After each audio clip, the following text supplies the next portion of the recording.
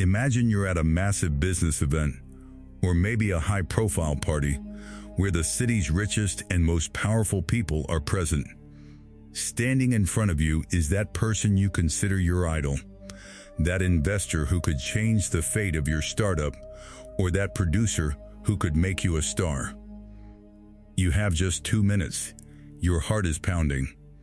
Your palms are sweaty. What do you do now? What do most people do?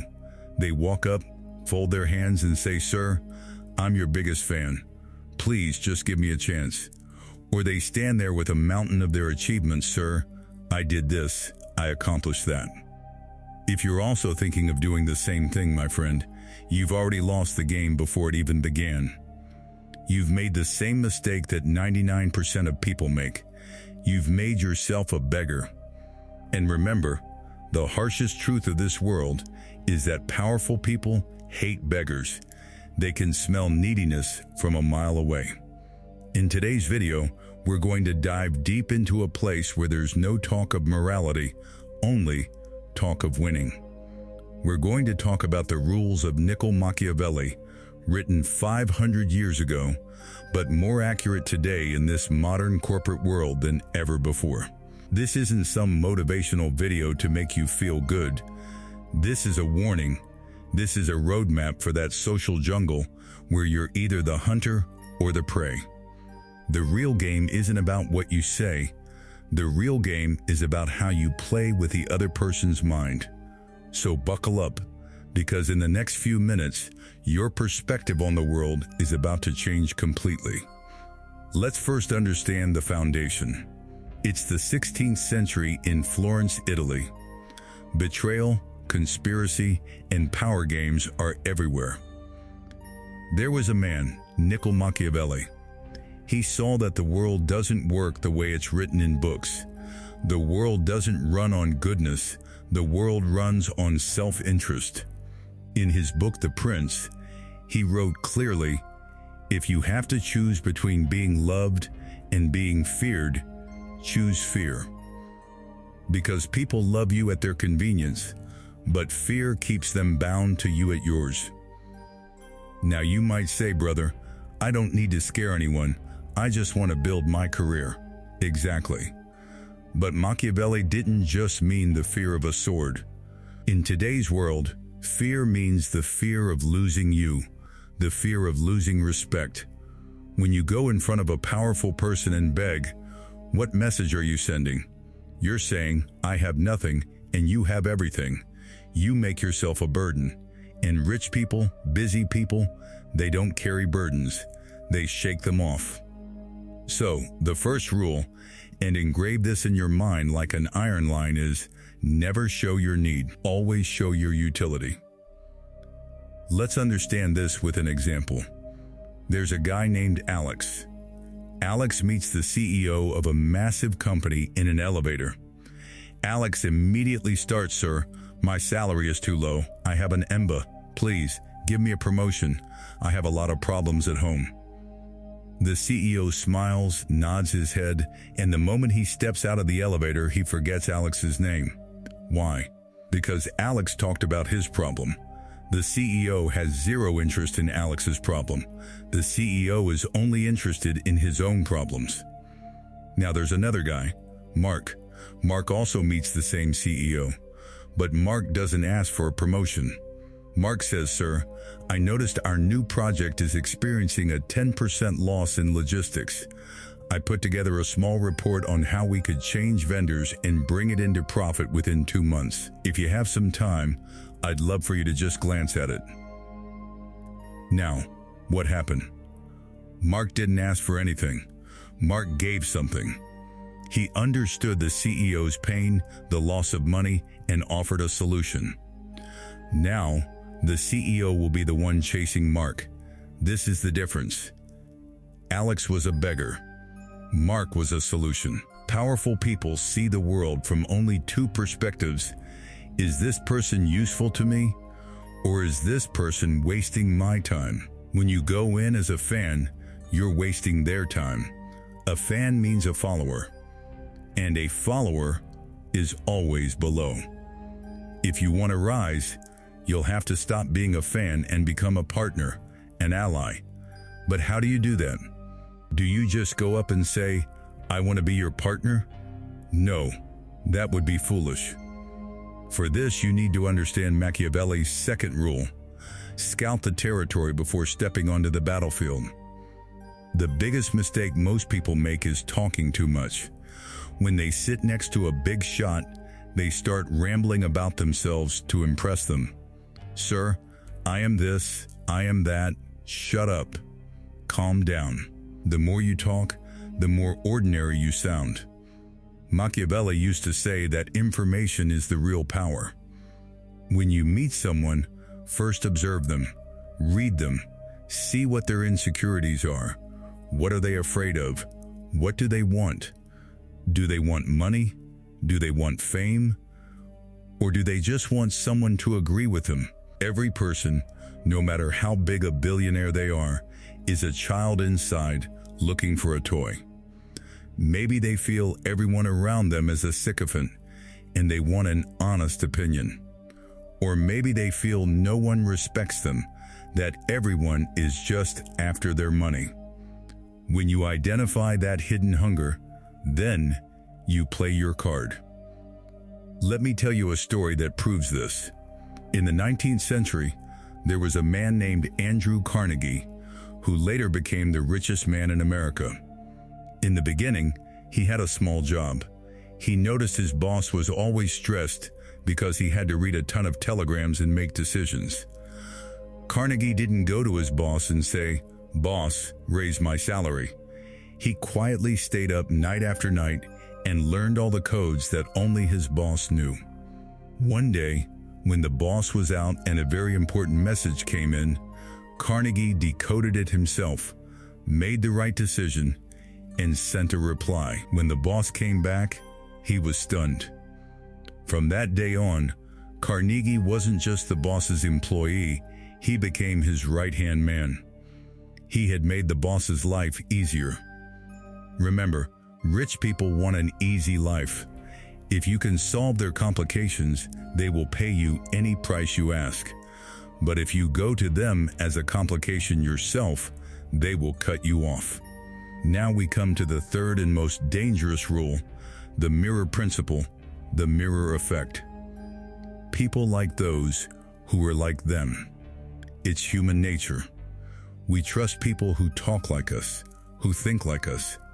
If you're meeting an investor who is very calm and serious, and you go in there laughing loudly and telling jokes, you'll be rejected instantly. You have to become like water, taking the shape of whatever container you're in. If the person in front of you is religious, your words should have a hint of morality and values.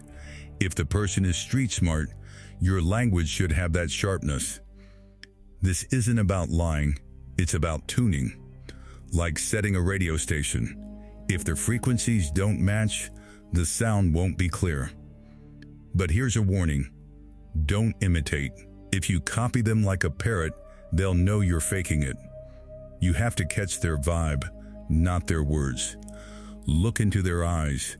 Are they in a hurry? Keep your pitch short and fast. Are they relaxed and want to talk? Let them talk. Be a good listener. Powerful people are often lonely. They don't find many who truly get them. When you mirror their world, they think, wow, this person is just like me. They understand me. And that is the moment the door opens. Now let's talk about the fourth rule, which many people fail to understand. Don't make your loyalty cheap. We've been told since childhood to be loyal, to be good. But in the corporate world or the real jungle, no one values anything given for free. If you're available to everyone all the time, you're like a tissue paper, used and thrown away.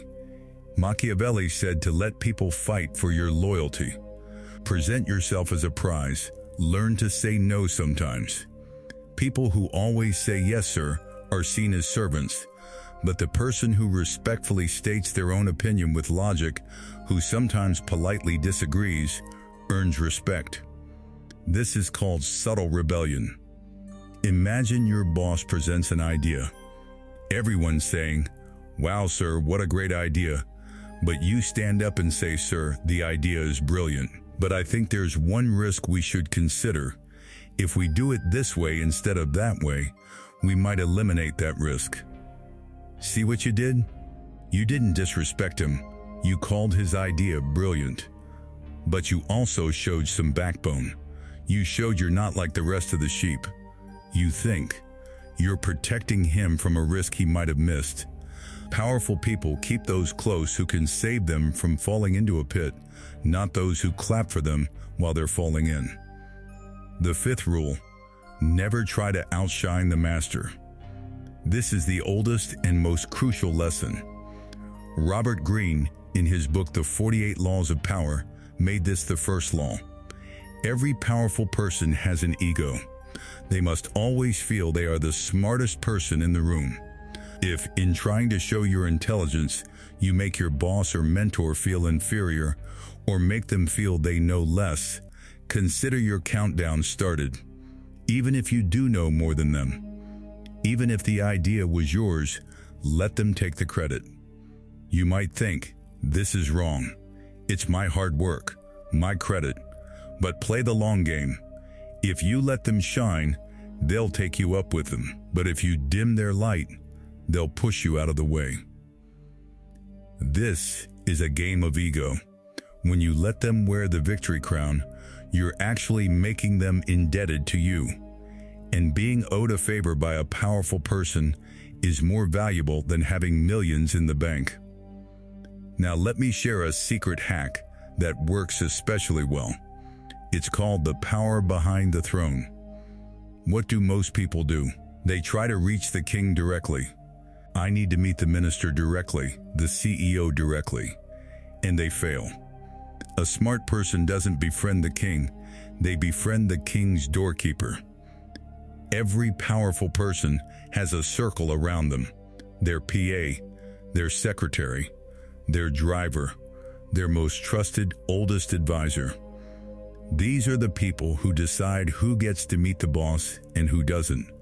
They're the ones whispering in the boss's ear. Machiavelli called them the invisible princes. If you need to get something done in a government office, before approaching the senior officer, build a good relationship with their assistant. Talk to them with respect. Ask about their problems. If you win over that gatekeeper, the door will open for you automatically.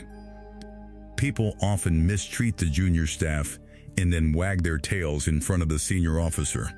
This is the biggest mistake. That small employee will whisper one negative thing in the boss's ear, and your game is over. So, use the side door. Use the people on the sidelines to climb up. The sixth rule: be mysterious. Don't be an open book that everyone can read and then throw in the trash. Don't tell people all your plans, all your weaknesses, all your business. When you talk less, people think more about you. What's going on in their head? At a party or in a meeting, don't spill your entire story. Leave a little suspense. When people speculate about you, your value increases. Things that are easily understood are boring. Things that aren't easily understood are intriguing. Reduce your availability. Don't jump at every phone call.